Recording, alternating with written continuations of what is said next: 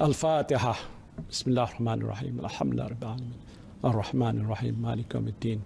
Iyyaka na'budu wa iyyaka nasta'in. Ihdinas siratal mustaqim. Siratal ladzina an'amta 'alaihim ghairil maghdubi 'alaihim waladdallin. Amin. Bismillahirrahmanirrahim. Alhamdulillahi rabbil alamin. Hamdan yuwafi ni'amahu wa yukafi mazidah. Ya Rabbana lakal hamdu wa lakas syukru kama yanbaghi li jalali wajhika wa azimi sultanik. Ya Allah, Ya Rahman, Ya Rahim, Engkau ampunilah dosa-dosa kami. Engkau rahmatilah diri kami, keluarga kami dan negara kami. Engkau lindungilah hamba-Mu yang kredit ini daripada segala musibah.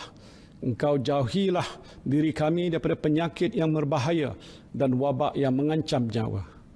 Engkau hindarilah kami daripada bala yang berat dan takdir yang buruk.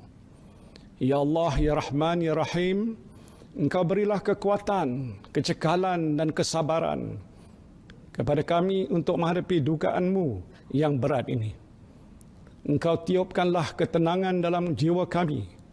Sesungguhnya setiap dugaan yang Engkau turunkan kepada kami, Ya Allah, tiadalah ia melainkan untuk meningkatkan ketakwaan dan keimanan kami kepadamu.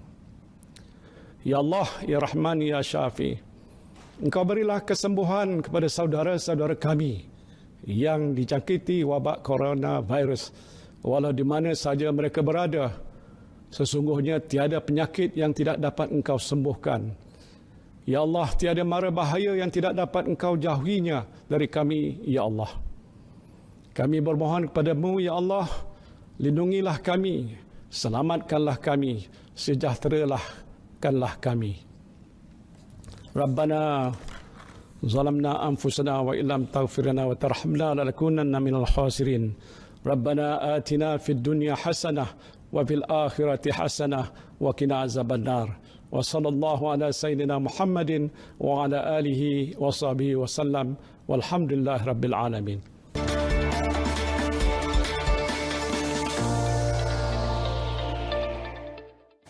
Amin, amin, ya Rabbal Alamin. Doa yang dipanjatkan kehadrat ilahi memberikan tamsilan kepada kesyukuran dan juga rasa insaf terhadap manfaat dan juga bala yang diturunkan oleh Allah Subhanahu Wa Taala. Dan dalam hal ini kita juga harus rasa bersyukur terhadap nikmat air, udara dan tanah yang telah pun dikurniakan oleh Allah Subhanahu Wa Taala dalam kita menjalani penghidupan untuk hari-hari yang seterusnya. Apa yang lebih penting adalah spektrum perbincangan kita dalam kita mendepani wabak COVID-19 ataupun SARS-CoV-2 novel coronavirus COVID-19 ini merupakan salah satu daripada nikmat yang perlu disyukuri kerana ini merupakan ujian daripada Allah Subhanahu Wa Taala untuk sama-sama kita tekuni dan juga kita teladani agar kita boleh menginsafi dan juga memeranginya secara bersama.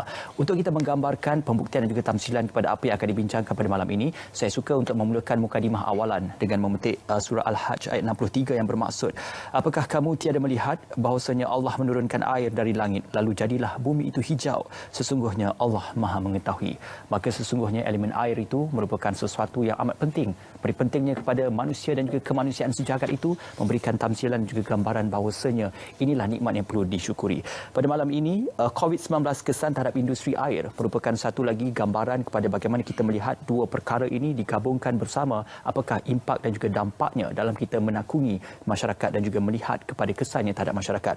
Untuk itu pada malam ini saya amat berhati untuk memperkenalkan dan juga bersama dengan Datuk Engineer Abdul Kadir Muhammad Din, Presiden Persatuan Air Malaysia dan juga Fellow Academy Science Malaysia. Assalamualaikum, selamat malam. Apa khabar Datuk? Waalaikumsalam. Alhamdulillah. Baik, alhamdulillah dengan rahmat Allah yang diturunkan hujan lebat di sekitar Bandaraya Kuala Lumpur tadi adalah satu rahmat hujan dan juga air yang diturunkan. Ini gambaran sebenarnya kepada walaupun kita sedang mendepani suatu musuh ataupun wabak yang cukup kita geruni, tetapi kita tak boleh lupa tentang nikmat yang selama ini kita hadapi dan kita nikmati bersama, iaitu air. Kalau kita bercerita tentang air pada malam ini, mungkin secara asasnya struktur air itu dari segi sainsnya ataupun saintifiknya, bagaimana boleh kita fahami, Datuk? Okey, bismillahirrahmanirrahim. Assalamualaikum warahmatullahi wabarakatuh. Saya ucapkan terima kasih kepada pihak RTM yang menjemput saya sebagai wakil daripada Persatuan Air Malaysia. Saya mewakili lebih daripada 1,400 member ataupun ahli dan juga lebih daripada 100 syarikat di dalam naungan Persatuan Air Malaysia. So sebelum saya bincang lebih lanjut, saya ingin petik sedikit daripada ayat Quran di mana dalam surah Al-Furqan ayat 54. Ini yang pertama dan dia iaitu Allah menciptakan manusia dari air. So sebelum dia curahkan air kepada bumi, dia ciptakan manusia dulu daripada air. Dan juga surah Al-Anbiya ayat 30 di mana di mana Allah mengatakan dari kami jadikan segala sesuatu yang hidup daripada air. So cukup dua surah ni. Surah yang pertama tu dah dibentangkan oleh saudara Ismail. So bab air ini adalah mustahak. Kerana itulah yang kejadian pertama dijadikan manusia. Kita dijadikan daripada air. So kalau berfikir pasal struktur air tadi, air ni kalau kita lihat dalam segi kehidupan adalah yang utama. Tetapi selalu dipandang ringan. Kalau struktur air ni suka nak saya gambarkan, tapi itulah satu keperluan asas yang diperlukan oleh manusia untuk kehidupan. Kalau kita tak ada makanan, boleh lagi. Tapi kalau tak ada air, saya rasa paling lama pun 14 hari. Kalau tidak pun 3 hari. InsyaAllah kita tak boleh tampung tanpa air. So dalam segi itu, air ini adalah sangat penting di dalam di dalam kehidupan kita dan juga telah diperakui oleh bangsa-bangsa bersatu di mana air ini dijadikan satu kita panggil Sustainable Development Goal nombor 6 adalah hak asasi manusia. Di mana semua orang mesti ada akses kepada air untuk kita minum lah. Itu yang semua utama. So secara ringkas lah. Okey. Dalam sifat air itu juga, air itulah yang boleh menghindarkan penyakit. Di dalam air jugalah boleh membawa penyakit ataupun membawa kita kata elemen-elemen kecil yang diciptakan oleh Allah Subhanahu Wa Taala di dalam kandungan air itu sendiri. Tetapi apa yang perlu diperbincangkan pada malam ini adalah pertamanya tentang bagaimana kita menghubung kaitkan peranan air itu dan juga impak ataupun dampaknya apabila kejadian yang unprecedented ataupun novel coronavirus yang berlaku ini, bagaimana kita melihat situasi air itu dari segi sifatnya itu digambarkan secara dekat dengan COVID-19 ini. Kalau kita lihat dalam segi industri air lah, air per se, kalau kita pun dah baca banyak berita-berita yang COVID-19 ni tidak menular melalui pembawaan air. Baik. Oleh kerana itu dalam segi keselamatan air yang ada sekarang ni saya rasa tidak membimbangkan kerana satu, ianya bukanlah satu vehicle ataupun satu di mana kuman COVID-19 ni dibawa melalui air.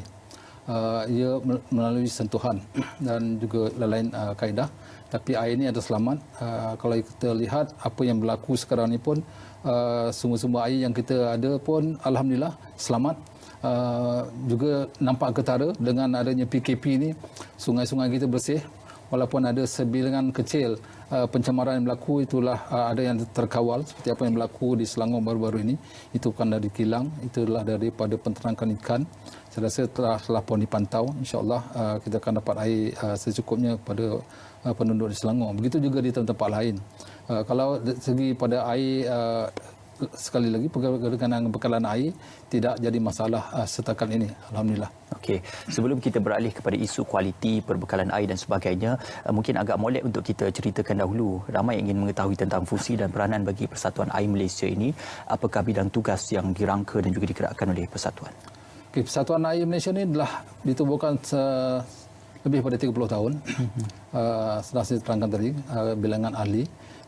Fungsi utama kita adalah untuk sebagai check and balance juga kepada kerajaan untuk menyokong juga usaha-usaha kerajaan untuk menambahbaikkan industri air dalam segi rawatan dan juga bekalan.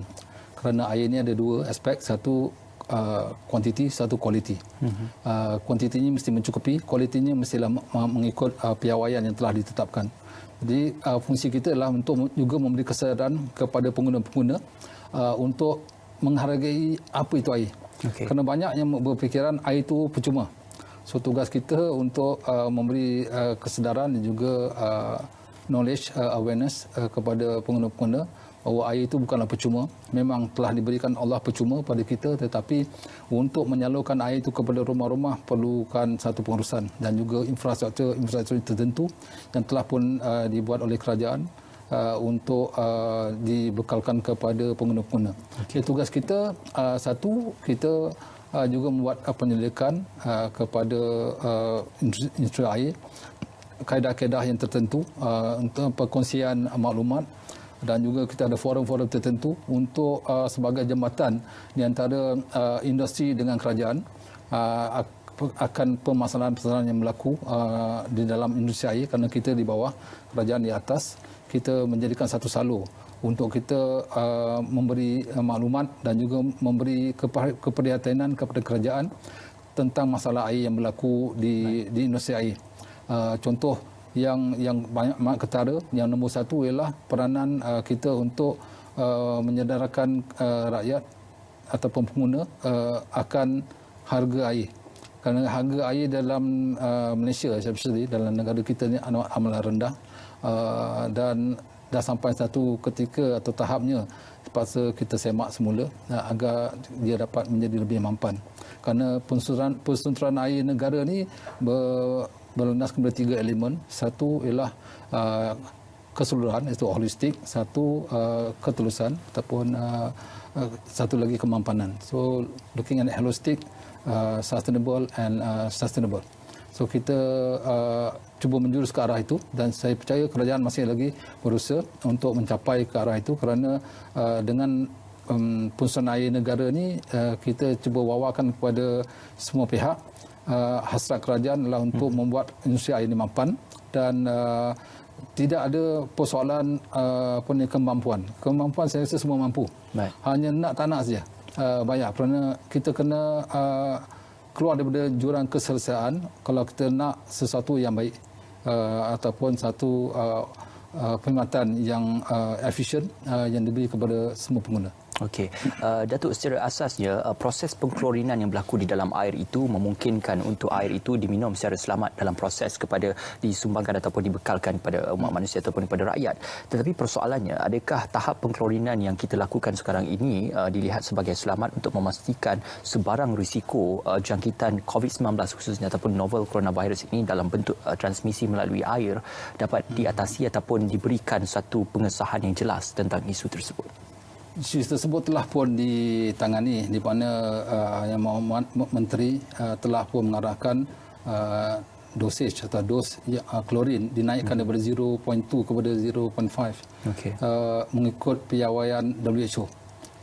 So dalam segi itu saya rasa air yang dibekalkan pada pengguna adalah selamat daripada virus-virus yang tertentu, dengan pengendosan yang telah dihadkan, dan juga tidak memberi mudarat kepada pengguna, kerana ada juga yang khawatir kalau lebih takut jadi lain. Pasal klorin ini amatlah berbahaya. So dos yang diletakkan dalam air itu perlu, tetapi pada tahap yang mengikut piawaian. Okay. So kalau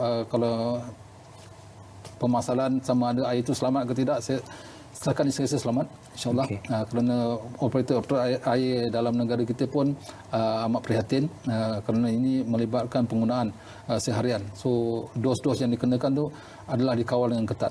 Okey. Baik Datuk, mungkin banyak lagi penjelasan yang secara kolektif akan kita gambarkan selepas ini. Kita akan berjeda seketika, semuanya kembali dalam Bicara Naratif.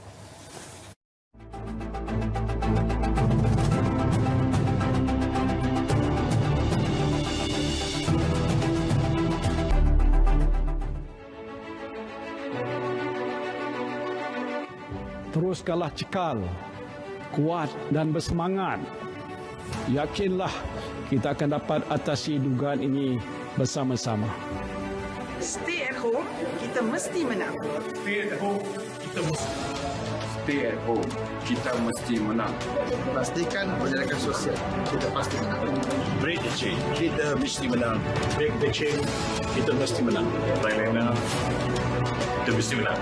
Stay at home, kita mesti menang. Break the chain, kita mesti menang. Pada Thailand, kita mesti menang. Kita dah duduk rumah, kita mesti menang. Putuskan rangkaian COVID-19, kita mesti menang. Break the chain, kita mesti menang. Rakyat Malaysia, patuhilah PKP, kita mesti menang. Patuhilah setiap arahan daripada pihak kerajaan. Tinggal di rumah, putuskan rantaian, kita mesti menang.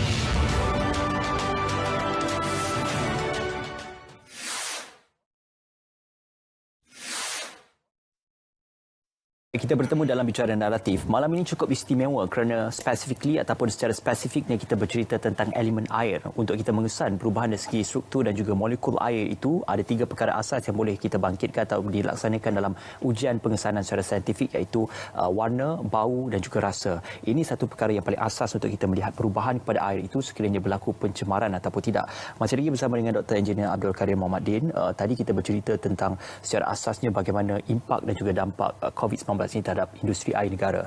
Tetapi pengelasan dan juga penjelasan yang lebih spesifiknya adalah tentang kita melihat rujukan kes kolera yang pernah berlaku di beberapa negara sebelum ini, melihatkan kepada transmisinya melalui air.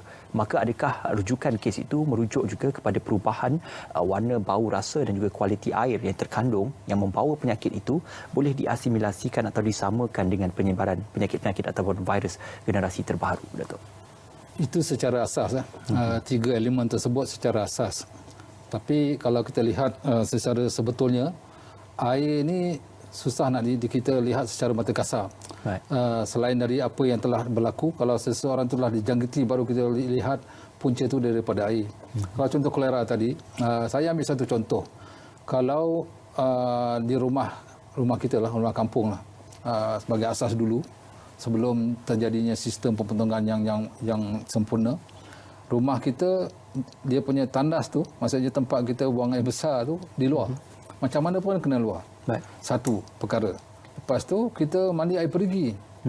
Jadi jarak daripada tempat pembuangan tu sama air perigi adalah dekat. Air perigi jernih. Memang jernih. Dari mata kasar jernih, dari segi bau tak ada. Kalau rasa tu saya rasa sama. Tapi kalau kita lihat dalam segi kuman, bakteria yang meresap masuk selepas ditapis oleh jarak tadi, ada tanah-tanah terus tapis masuk, di situ kita akan lihat air itu tercemar. Kalau kita pergi buat sampling, you akan dapat the level of E. coli itu akan tinggi. Okay. Di situ kita tak nampak. Apabila dia tercemar begitu, bila yang pengguna tu dijangkiti, baru kita tahu semuanya dia dari sini. Maksudnya dia punya test sampel tu apabila sakit. Kalau tak sakit macam kita okey. Lepas tu kalau kita lihat kadang immune system yang kita ada pada manusia ni, kalau kita lihat bawa budak bandar masuk ke kampung, dia cepat sakit. Pasal dia immune system tak biasa. Contoh kalau saya tak nak cakap negeri mana, lalu kalau kita pergi negara tertentu, kita minum air dia, kita kena cerit-berit. Tapi orang ni tak kena. Oleh kerana immune system kita tak sama. So dalam segi penyakit tadi super begitu juga. 3 elemen tu sebagai asas.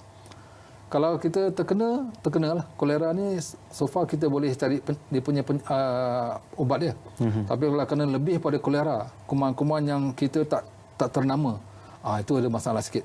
Seperti apa yang berlaku sekarang, mana ada kalau zaman 20-an, 30-an dulu, 20-30 tahun dulu mana ada COVID, tak ada COVID. Kalau kita tengok dulu tak ada pun denggi, tak ada. So kuman-kuman ni ada, tapi dia tak diberi nama kerana dia tak timbul. Dia tak kalau ada pun mungkin populasi yang kena tu adalah sikit dan cepat dimatikan. So di sini saya ingin membawa pengetahuan. Banyak juga yang tanya saya apa ada dalam pembentungan. So dalam pembentungan tu macam-macam ada. Kalau kita lihat pembentungan tu mengambil air sisa. Air sisa tu datang daripada orang sihat juga orang yang sakit. Jadi dalam tu kalau kita ambil yang sihat tak ada masalah. Kalau yang sakit tu dia pembawaan kuman. Dalam situ pula ada juga pembuangan ada juga kes-kes pembuangan dadah, pembuangan juga ubat-ubatan. Di mana kalau kita lihat, kita bayangkan dalam pembuangan tadi ada banyak kuman. Kalau dia ada masyarakat majmuk, dia boleh katakan dia bercampur sesama satu lain, dia akan melahirkan satu generasi yang lain. Di mana kalau saya lalu bagi gambaran sebagai macam X-Men lah, dia jadi kuat lah. Jadi kita tak tahu kekuatan dia macam mana. So kalau kita ambil contoh yang secara kasar, bagian kuman ini tadi, kalau seseorang tu dipatuk oleh ular kapak, pergi ke klinik, doktor tanya ular apa, ular kapak, ada ubat dia. Tapi kalau kena sesuatu ular yang tak ada nama, yang tak pernah timbul dalam senarai penyelidikan, sementara mencari solusi ataupun ubat, dah half population dah kena dah. Ini yang tengah berlaku sekarang ni, COVID ni. Tapi alhamdulillah, syukur alhamdulillah tak berlaku dalam pembentungan. Kerana sistem yang ada dalam Malaysia ni, berterima kasih kepada kerajaan, kerana sistem yang kita ada ni amat terkawal, tidak ada pencemaran ataupun penyakit bawaan daripada sumber air pembentungan. Okey. Ini yang berlaku. Kita amat berterima kasih. Tapi kalaulah kena ada penyakit pembawaan di mana saya kata tadi satu kuman ataupun bakteria yang tak ternama tadi, dia strike kena pada penduduk dan dia akan jadi begini. Inilah gambaran COVID sekarang ni. Okey. Tapi COVID dia cara yang kerajaan buat, alhamdulillah, terima kasih kepada pihak Kementerian Kesihatan juga, dia ada cara-cara untuk kita detect. Ini kita buat PKP bagian ni, kita buat lockdown. Tapi kalau kena daripada sewerage ataupun pemotongan, dia punya kaedah akan berlainan pula. Okey. Tak sama. Sudah tentu selain daripada sumber asal kepada air itu, mungkin daripada sungai dan juga sumber-sumber yang boleh membekalkan bekalan air itu, kita juga menggunakan sumber rawatan air bagi memastikan agar air itu mencapai kualiti yang ditetapkan. Jadi dalam hal ini, bagaimana untuk kita mengenal pasti adakah kualiti air itu mengikut piawaiannya? Pertama, adakah apabila bekalan air yang kita dapat, contoh yang keluar daripada paip itu sedikit keruh ataupun sedikit perubahan warnanya itu berlaku, adakah itu digambarkan sebagai kualitinya itu sudah berubah atau masih lagi dalam bentuk kapasiti kualiti yang sama? Okey, dia banyak kategori. Kalau ikut piawaian yang keluar daripada loji-loji rawatan, semuanya memenuhi piawaian yang dikendaki oleh Kementerian Kesihatan ataupun WHO standard. Tidak ada masalah daripada pembekalan air daripada loji rawatan. Apa yang menjadi masalah apabila dia masuk ke dalam pipe air, di situ yang ada masalah kalau ada kebocoran. Kebocoran ini ada dua. Satu, bocor bila air masuk ke dalam. Satu, bocor air keluar. Tapi kebanyakan masalah di dalam air banyak yang keluar daripada masuk. Yang masuk ni kebanyakan sistem pemotongan. So balik kepada permasalahan air keruh tadi, ini akan berlaku apabila ada pemendapan di dalam air. Terutama apabila air itu telah didiamkan selama semalaman, tak ada guna pakai, air itu dia standstill lah, maksudnya tak bergerak. Jadi sistem design air, pipe air ni dia turun naik. Yang mana turun tu kat situ ada pemendapan. Kalau kita selalu keluarkan air yang mendap tu untuk keluarkan semua kita panggil slush ataupun sedimen, dan akan berlaku kekurangan air yang keruh tadi lah. Yang berlaku. Itu satu perkara. Satu perkara lagi mungkin sebab-sebabnya bila air ini disalurkan, dia pergi ke reservoir. Kita panggil servis reservoir, yang selepas tu akan turun ke rumah-rumah. Servis reservoir ni juga perlu diservis, di mana kita kena keluarkan mendapan yang ada dalam servis reservoir. Pasal tu kadang-kadang air itu ditutup sementara dia pembersihan kepada servis reservoir tu yang perlu dibuatkan. Jadi dia banyak faktor-faktor yang tertentu yang berlaku. Tapi kebanyakan saya rasa kalau dari segi air yang keruh ni oleh kerana mungkin satu daripada reservoir, satu lagi mungkin kerana tiap-tiap rumah tu dia ada tangki-tangki tersendiri. Tangki-tangki ni sepatutnya dikeluarkan semua mendapan ini yang ada dalam tu, kerana semua air-air ni ada fine particles lah, yang akan mendap. So yang itu sepatutnya dinyahkan ataupun dikeluarkan mengikut jadual. Berapa tempoh selalu kalau boleh kita simpan untuk air dalam simpanan air? Kalau di rumah-rumah, depending ataupun terpulang kepada bekalan air itu datang daripada mana, sebaik-baiknya pada saya lah, sekali dalam setahun ataupun sekali dalam 6 bulan. Baik. Sepatut kita lihat keluarkan, kerana dia satu, air itu keruh, satu lagi kapasiti air untuk kita guna tu jadi kurang, kerana mendapan tu dia bila naik, jadi kapasiti untuk yang kita minum jadi kurang. Okey. So sebaik-baiknya dikeluarkan mengikut jadual. Satu penjelasan yang kolektif. Datuk, kita juga ada pemanggil untuk mendapatkan penjelasan lebih lanjut. Hello. Assalamualaikum. Waalaikumsalam. Ya, Puan Maya. Saya nak tanya Datuk, saya merayulah tempoh PKP ni janganlah bagi catuan air. Sebab area saya Ampang ni selalu sangat. Every week mesti kena. Saya pun tak tahu kenapa. Tak ada notis, tiba-tiba tak ada air berjam-jam berhari-hari, menyusahkan betul.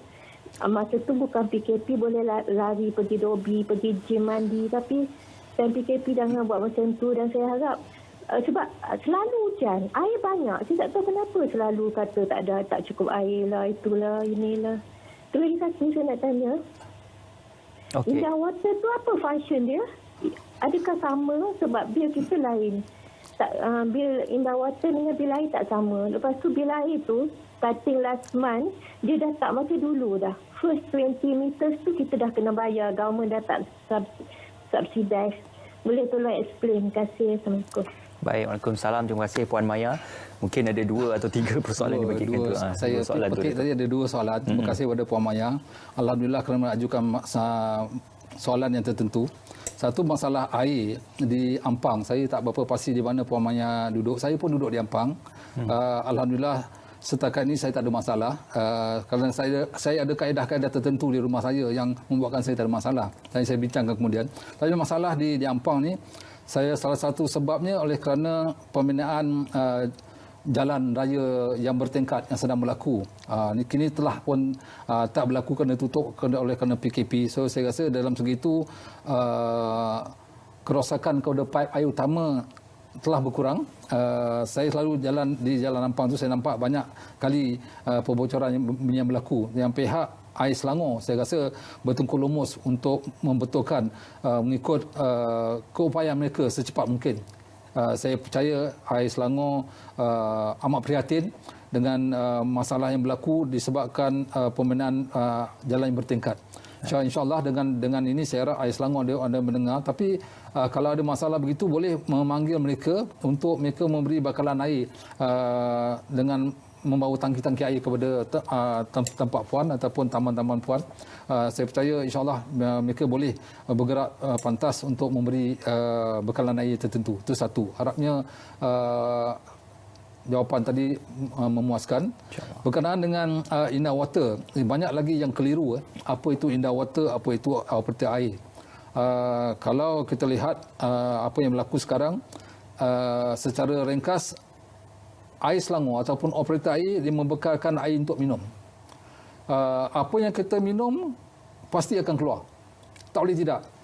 So yang keluar tu itu tanggungjawab daripada pihak Indah Water sebagai operator pembetongan negara. Di mana mereka banyak orang yang lupa akan tugas Indah Water. Kerana saya harap janganlah meminta pekerja-pekerja Indah Water berada di tempat taman-taman. Kerana kalau ada, maksudnya seperti badan kita tak jumpa doktor hari-hari. Kalau kita jumpa doktor, maksudnya kita sakitlah. So begitu juga dengan AWK. Kalau dia ada di tempat-tempat taman-taman, maksudnya taman tu ada penyakit lah. Masalah yang serius. Ada kerosakan sistem pembetongan yang mana kita tidak mahu berlaku. So bekalan air dibekalkan oleh operator air. Air sisa yang keluar daripada rumah dikendalikan oleh Indah Water, di mana perkhidmatan mereka kita tak nampak. Kita ada tagline dulu, we clean the invisible. Maksudnya apa yang di flash tu you tak nampak. Kita pun tak nak tengok mana dia pergi. Betul. So kebanyakan pada masyarakat dia lupa, dia ambil indah tak indah akan perkhidmatan pembetongan, kerana pada mereka tidak ada masalah. Saya pernah ditegur kenapa pembetongan negara ni dipandang rendah kerana tidak ada masalah. Tak ada masalah maksudnya kalau rumah kita tak ada air, kita rasa tak ada. Tapi kalau sewerage, kita flush dia hilang. Tapi katalah satu kali kita flush dia berlambung masuk dalam bilik air kita. Yang mana kita pun tak nak. Itu kita punya tu. Kita tak nak. Kita nak buang juga. So kalau dia melempah ke dalam rumah, di situ baru dia cakap, oh Indah Water tak bekerja. Jadi setakat ini saya rasa 0.001% orang yang keluar rumah kes terpencil di mana orang keluar rumah kerana air dia membuat dalam air najis tu membuat dalam toilet. Baik. So jadi dia terfikir Indah Water tak bekerja. So selama ni Indah Water buat kerja dia tak faham. Saya pun jelaskan tadi persoalan bagaimana Indah Water merawat air najis tadi di dalam sistem di mana sebelum dikeluarkan dia tak tercemar. So peminatan Indah Water ni amat perlu. Kalau kita bandingkan keperluan air dengan pembetongan, saya sendiri mungkin saya bias, saya rasa pembetongan lagi mustahak kerana itulah bilik kecil itulah yang kita lawati tiap-tiap pagi. Betul. Bilik yang pertama, kita tak pergi ke dapur, kita bilik pertama kita pergi toilet dulu. Apa kita buat? Kita buang dulu. Itu yang pertama kita buat. So kalau lah kata bilik tu tak ada dalam rumah, di mana kita nak pergi? Dalam saya panggil istilah concrete jungle ni, kita tak boleh lari. Begitu juga dengan sungai-sungai. Tidak ada lagi pencemaran yang berlaku oleh kerana pembuangan air yang terawat oleh Indah Water. Itu membuktikan kebanyakan pencemaran air yang berlaku ni bukanlah berpunca sepenuhnya kepada Inner Water, tidak. Betul. Kerana dah terbukti pun dengan PKP ni kita nampak Inner Water telah memberi satu penglihatan yang baik di mana sungai-sungai kita tidak tercemar. Tetapi perlu ingat ini di dalam segi waktu air sungai yang banyak. Tapi kalau dalam segi kemarau, air itu akan turun di mana the pollution load tu akan meninggi. Nah, itu kita akan nampak sikit ketara lah. Oleh kerana dia punya konsentrasi air itu dengan konsentrasi pembuangan tu tak sama. Okey. So saya harap penjelasan yang saya beri tadi berkenaan dengan apa Inner Water, apa operator air jelas. Tetapi sebelum saya tamatkan soalan tadi, kenapa bil air tak sama? Oleh kerana Inner Water sama operator air adalah dua operator yang berlainan. Kerajaan telah usahakan, kalau kita lihat bil air sekarang ni yang dah bersepadu adalah di Labuan dan juga di Terengganu. Baik. Usaha yang sama sedang dibuat di seluruh negara. Saya harap operator-operator lain juga akan bergabung untuk Inner Water bergabungkan dia punya bil. Oleh kerana itu pengguna-pengguna tak confuse, tak keliru apa itu air tu. Tapi dia kena bayar satu bil. Okay. Kalau dia nak bayar air saja tak boleh. Kalau dia kena bayar dua-dua. Kalau dia tak bayar dua-dua, air akan dipotong. Kerana kaedah sekarang ni kita tidak, kerajaan tidak menggalakkan ataupun tak ada pun dalam akta mengatakan kita boleh atau tak boleh. Tapi kalaulah kita dibolehkan untuk air dipotong kalau tak bayar, kalau sewerage tadi tak bayar kita sumbat, kita boleh sumbat. Tapi jadi lain lah. Macam saya kata tadi lah. Penyakit akan dia bukan terpencil saja. Kalau kita lihat dia punya impak. Kalau kita sumbatkan saluran, jadi air itu membuat ke dalam toilet, jadi satu penyakit yang akan menular. Dia akan jadi macam COVID juga. Okey, baik. Oleh kerana itu kita tak sumbat. Penjelasan yang kolektif tapi tepat pada persoalannya. Kita akan berehat dan juga berjeda seketika, Datuk, dan kembali selepas ini dalam Bicara Naratif.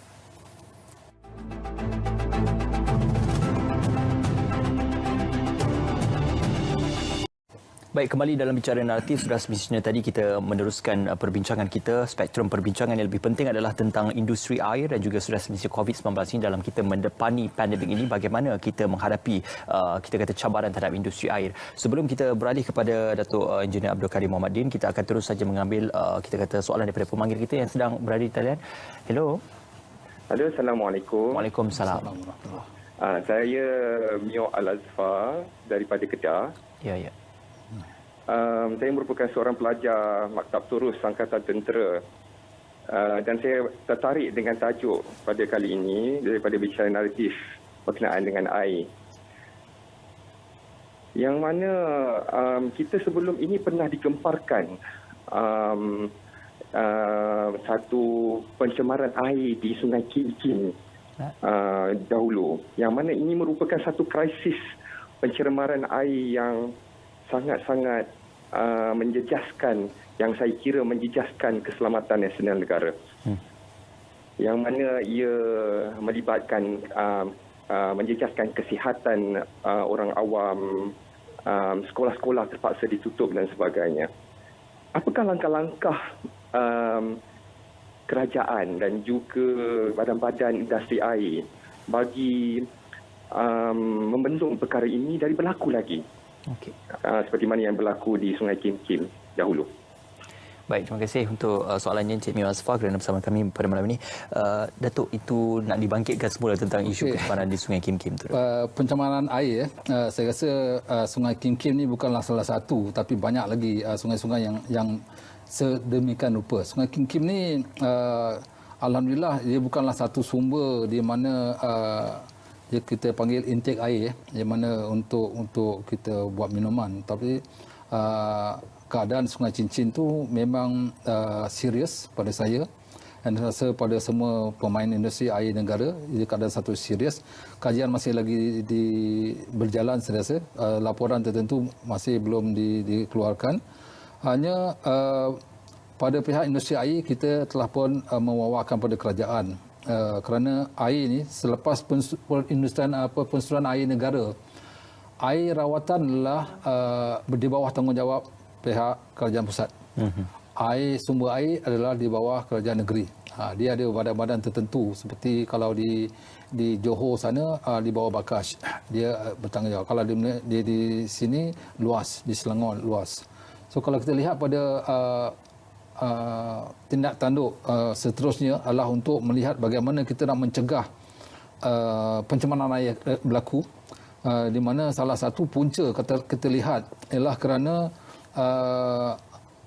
kerakusan industri-industri tertentu yang nak mendapatkan profit ataupun dia punya lebahan kewangan, profit dia lah, keuntungan dia yang berlebih, di mana sepatutnya semua sisa-sisa buangan terutama metal dinyahkan ataupun dihantar di pusat kualiti alam di Bukit Nenas di Negeri Sembilan. Baik. Oleh kerana mungkin kerana logistik atau mungkin kerana mahal, kita terdapati pembuangan haram berlaku. Banyak berlaku, dibuang di sungai terus, ada yang dibuang di estate-estate ataupun ada yang ditanam. Kita yang paling mengganggu-gugat environment pada kita ialah kalau dia tanam dia akan mencemarkan air bawah tanah. Itu satu. Kalau di Sungai Kim tu adalah satu kita panggil satu pelajaran yang patut kita belajar untuk kita menghindari, di mana langkah-langkah tertentu ialah untuk kita memantau semua pembuangan yang berlaku sekarang ni. Salah satu kaedah telah kita wawakan, seboleh-bolehnya kita cuba dapatkan pandangan ataupun persetujuan daripada kerajaan. Kita minta semua industri yang bukan metal dirawat air pembuangan mereka ke tahap domestik, dan dibuang ke dalam sewerage sistem untuk dirawat di IWK ataupun sistem pembuangan. Itu kalau kita lihat dalam segi langkah-langkah tertentu. Untuk yang metal tadi maksudnya dipantau, kita mahu semua industri-industri tersebut melaporkan jumlah pembuangan mereka kepada DOE ataupun kepada pihak-pihak kerajaan kerajaan tempatan yang tertentu, di mana kita tahu kuantiti yang dibuang. Kalau dalam segi itu, untuk pembuangan yang selebihnya kita wawakan juga, kita panggil satu environmental tax, di mana semua buangan tu kita kenakan tax. Kerana secara tak langsung mereka juga menyumbang kepada pencemaran air di sungai. Dan segitu kita akan dapat satu rekod banyak mana yang dia buat. Salah satu cara juga kita nak perketatkan pemantauan daripada pihak local authority. Semua permohonan-permohonan untuk mendirikan industri-industri tertentu mestilah dipantau. Tidak ada lagi industri-industri haram yang berlaku di negeri-negeri. Itu juga membantu. Di mana kita lihat kebanyakan ataupun ada kes-kes tertentu di mana industri-industri haram yang membangun secara cendawan tanpa diketahui oleh pihak-pihak tertentu. Ini kita kena lihat balik, sistem pemantauan tu mestilah diketatkan lagi. Juga mengenakan penguatkuasaan. Penguatkuasaan di dalam negara kita selalu boleh dikatakan sangat lemah, di mana kalau ada pun penalti yang diberi sangatlah ringan. Di mana industri tersebut dikata, contoh, saya bagi contoh, kalaulah dia punya keuntungan 1 bilion, dia kena saman 10,000, dia kata tak apa, saya tetap buat salah, saya bayar 10,000. Terus 10,000 dia bayar. Pasal apa? Tidak ada masalah untuk dia bayar 10,000. Tapi kalau kita ketatkan lagi, dia kena jail ke ataupun dia kena saman sejumlah wang seperti keuntungan yang dia dapat, itu mungkin dia akan berhati-hati. Itu salah satu cara. Mungkin juga kita kena lihat tempat yang pembuangan tadi dibanyakkan lagi. Setiap negeri itu patutnya ada pusat-pusat untuk memudahkan mereka membuang. So kalau kita dah beri semua kemudahan tersebut, kalau dilanggar lagi, saya rasa di sinilah kita kenakan satu penalti yang lebih berat agar dia tidak mencemarkan sungai. Kan sungai-sungai ni semua kalau kita lihat apa yang berlaku sekarang masa PKP, alhamdulillah dah ditunjukkan juga sungai-sungai semua cantik. Bukan saja di Malaysia, di seluruh dunia. Kualiti bertambah baik. Oleh kerana penutupan kilang-kilang. Yang berlaku tu very remote lah. Yang baru berlaku ni very remote. So kita nampak, saya rasa dalam segi ini kerajaan kena ambil manfaat bagaimana mengekalkan keadaan sekarang. So oleh kerana itu dalam musim PKP ni pihak-pihak tertentu patutnya mengumpul data. Mengumpul data dan juga lihat tempat mana yang patut dilihat, dan kita cuba buat pemantauan apabila tahap PKP ini telah tidak ada lagi, di mana yang akan timbul. Okey. Dan macam mana nak perketatkan lagi. Dalam hal itu, kita melihat kebergantungan baru kepada sumber air bawah tanah itu juga memerlukan satu kos pengoperasian yang meningkat dari semasa dan juga saban hari. Jadi adakah dalam hal ini proses pengekstrakan sumber air bawah tanah itu juga memberikan impak juga dampak kepada kos air yang semakin meningkat yang boleh kita gambarkan melalui situasi sekarang ini, Datuk? Okey, sumber air yang kita ada sekarang ni, dua sumber utama, satu air sungai, satu air bawah tanah. Negeri yang banyak gunakan air bawah tanah adalah negeri Kelantan. Kalau kita lihat Kelantan ni banyak banjir berlaku. Dia banyak air, tapi dia pakai air bawah tanah. Dah jadi tradisi lagi dulu. Tapi itu salah satu contoh, tapi tak semestinya air bawah tanah ni menjadi satu sumber utama. Pada khemah saya, air bawah tanah ni adalah satu sumber yang jadi reserve. Diguna pakai apabila keadaan mendesak. Sebagai macam satu permainan bola, kita ada permainan utama, kita reserve. Kita pakai reserve ni apabila salah satu yang cedera, baru kita masuk. Jadi maksudnya, kenapa nak kita gunakan reserve? Kerana air yang ada di sungai itu mencukupi. Hanya kita kena jaga dan hargai air sungai itu tidak dicemar. Air cukup, hanya air itu tercemar. So dalam segi kuantiti cukup, kualiti tak ada. Baik. Ada sungai-sungai yang contoh saja yang berlaku di Selangor, di Johor, loji-loji ditutup kerana air sungai tercemar. Sebab-sebab tertentu. Kenapa dia tercemar? Kita kena cari punca. Kita find solution from the root source. Bukan kita pergi ke tempat yang berlaku, kita pergi tempat puncanya. Baik. Kalau kita stop punca, then kita punya air untuk dirawat tu lagi senang kita buat. So, ada juga pendapat mengatakan kita rawat semua di loji. Pada saya, untuk memudah cara jangka panjang, baik kita lihat kepada punca. Kita stop punca, air sungai akan bersih. Itu yang berlaku di negara-negara luar di sana, dia yang membangun di mana catchment area digazetkan dan penalti adalah sangat tinggi kalau air dekat catchment area itu dicemari. Okey. So kita kena buat macam itu. Jadi water catchment area ni sepatutnya digazetkan. Maknanya penyelesaian di punca baru boleh kita memberikan output yang lebih baik kepada bekalan air yang berpanjangan. Baik, Datuk, kita akan berjeda seketika, semuanya kembali nanti dalam Bicara Naratif.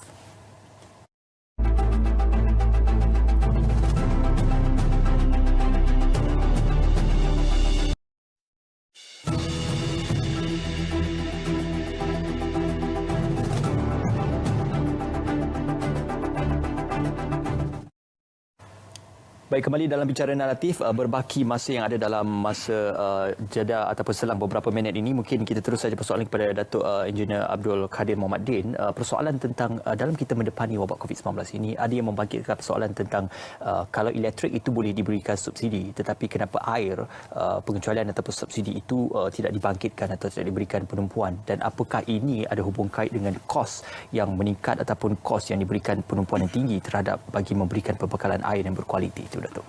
Okey, terima kasih. Ini soalan yang mustahak kepada industri air, di mana saya dipahamkan bil elektrik telah pun diberi diskaun kepada isi rumah, dan ada juga pendapat menanyakan sama ada bolehkah dibuat sedemikian untuk bil air. Jawapan telus daripada saya rasa tak boleh. Memang tak boleh, kerana kalau kita lihat tarif air di negara kita adalah yang terendah lah, boleh kata, yang kalangan terendah lah kalau dibandingkan dengan negara-negara yang maju, di mana air yang kita bayar ni belum lagi jumlah yang betul dibandingkan dengan elektrik. Kalau kita lihat semula, cadangan kerajaan adalah untuk menyemak semula tarif air pada bulan April. Oleh kerana berlakunya perubahan dalam peringkat kerajaan dan juga ada PKP yang COVID-19 ni, dia telah membantulkan usaha untuk menyemak air semula. Perlu dilihat apa yang berlaku sekarang ni, walaupun ada COVID ke perubahan kerajaan, tapi permintaan air akan terus berjalan. Di mana kalau ada krisis air yang berlaku di Melaka contohnya, akan berlaku.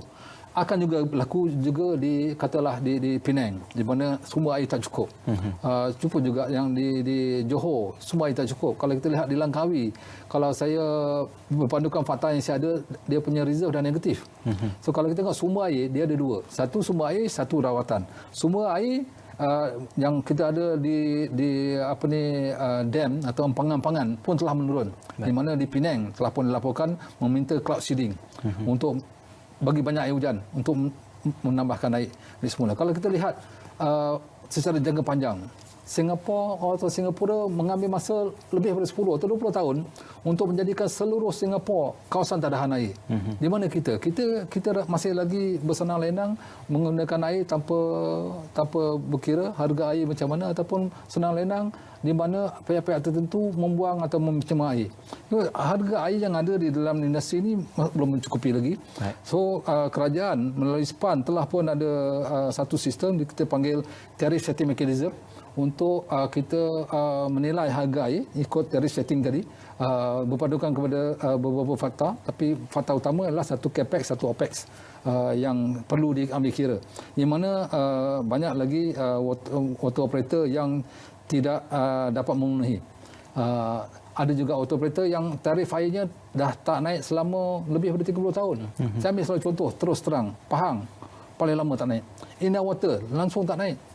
Inner Water salah satu lagi boleh katakan mangsa lah dalam segi ini, kerana mereka tidak dapat bantuan sepenuhnya, malah bantuan yang didapat pun kurang. Kalau ikut zaman saya di AWK dulu, kita dapat 250. Saya tak panggil itu subsidi, kita panggil financial compensation, kerana tarif tak dinaikkan, so dia kena kompensasi daripada kerajaan untuk memberi. So ikut laporan, mereka mendapat kurang sekarang ni 110, tapi dia punya kos tinggi. Sekarang ni kalau kita lihat dia punya dalam segi COVID ni pula, oleh kerana ada PKP, orang tak dapat membayar, banyakkan yang tak bayar domestik, jadi dia punya collection adalah kurang. Jadi dia terjejas sungguh dengan pemotongan. Tidak ada, kalau nak minta, sekarang kita bayar RM8 sebulan. Nak minta kurang macam mana lagi? RM8 sebulan, bukan sehari, sebulan. Kalau setahun RM96, handphone 1 bulan 100, boleh bayar. Kita flash tu, untuk sebulan punya flash RM8, tak mau bayar. Ada yang tak bayar. Saya harap dengan ini siapa yang mendengar bayarlah. Jadi kalau kita lihat balik semula bantuan daripada kerajaan kepada industri air, saya ambil kesempatan terima kasih kepada yang berhormat Datuk Tuan Ibrahim, Tuan Man, Menteri Alam Sekitar, dan juga Datuk Zani Ujang sebagai selaku Ketua dan juga pihak SPAN dan PAP yang telah memberi 30% pengurangan daripada fee lesen kepada operator air, dan juga PAP memberi penangguhan selama 3 bulan. Saya harap dapatlah 6 bulan kepada operator air. Tapi itu tak mencukupi lagi. So saya harap dapat bantuan yang lebih untuk kurangkan corporate tax dan yang lain-lain kepada air, agar ianya tidak membebankan mereka dalam segi operasi, kos operasi mereka. Baik, satu kesimpulan dan juga konklusi cukup baik, penjelasan cukup kolektif, khususnya terima kasih kami ucapkan kepada Datuk Engineer Abdul Kadir Mohamed Din, Presiden Persatuan Air Malaysia dan juga Fellow Akademi Sains Malaysia. Secara rumusan dan juga secara kesimpulannya, dalam kita menakuni masalah air ataupun industri air ini, air itu merupakan satu keperluan dan nikmat, tetapi nikmat itu boleh ditarik balik ataupun dinafikan sekiranya berlaku pembaziran. Jadi sama-samalah kita memperingati sama kita. Terima kasih bersama kami di RTM, Jenama Media yang paling dipercayai. Assalamualaikum dan selamat malam.